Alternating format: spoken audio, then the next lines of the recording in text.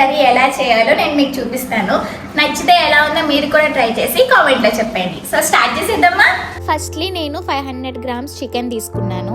ఈ chicken most of the pieces with బోన్తో ఉంటేనే బాగుంటుంది, మెత్తగా ఫ్రై అవుతుంది అనమాట. ఇప్పుడు కావాల్సినంత అంటే మీకు సరిపోయేంత పసుపు, సాల్ట్, అల్లం వెల్లుల్లి పేస్ట్ అండ్ హాఫ్ నిమ్మబద్ద వేసుకుని బాగా మిక్స్ చేసుకోవాలి. ఇప్పుడు ఇది 1/2 hour మూత పెట్టి వదిలేయండి. స్టవ్ ఆన్ చేసి ప్యాన్ పెట్టుకుని 2 to 3 దాల్చిన చెక్క, 4 ఇలాచి, 4 or 3 లవంగాలు అండ్ 6 or 7 ఎండుమిర్చి, కొన్ని ధనియాలు అండ్ మిరియాలు కూడా యాడ్ చేసుకోవాలి. నా దగ్గర మిరియాలు లేవని పౌడర్ యాడ్ చేసుకుంటా, మీరు మిరియాలు యాడ్ చేసుకోండి, బాగుంటుంది. లో ఫ్లేమ్ మీద 3 to 4 minutes ఉంచి పక్కన పెట్టేసేయండి. బాగా చల్లారిన తర్వాత మిక్సర్ పెట్టేయండి. బాగా చల్లారిన తర్వాత వీటిని గ్రైండ్ చేసేయండి. ఇప్పుడు ఒక 20 వెల్లుల్లిపాయలు కూడా యాడ్ చేసుకుని మెత్తగా గ్రైండ్ చేసేయండి. నెక్స్ట్ 2 ఆనియన్స్ సన్నగా కట్ చేసుకోండి. ఇప్పుడు స్టవ్ మీద కడాయి పెట్టి 4 tablespoons ఆయిల్ వేసుకోవాలి. ఆయిల్ హీట్ అయ్యాక ఆనియన్స్ వేసుకోండి.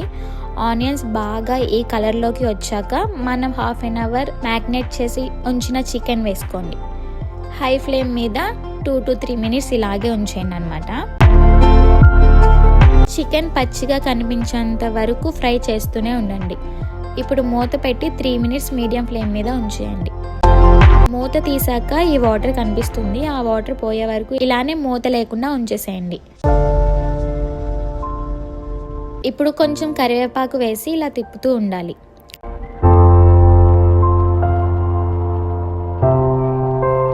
నెక్స్ట్ మనం గ్రైండ్ చేసిన వెల్లుల్లి పేస్ట్ వేసుకుని బాగా కలపండి.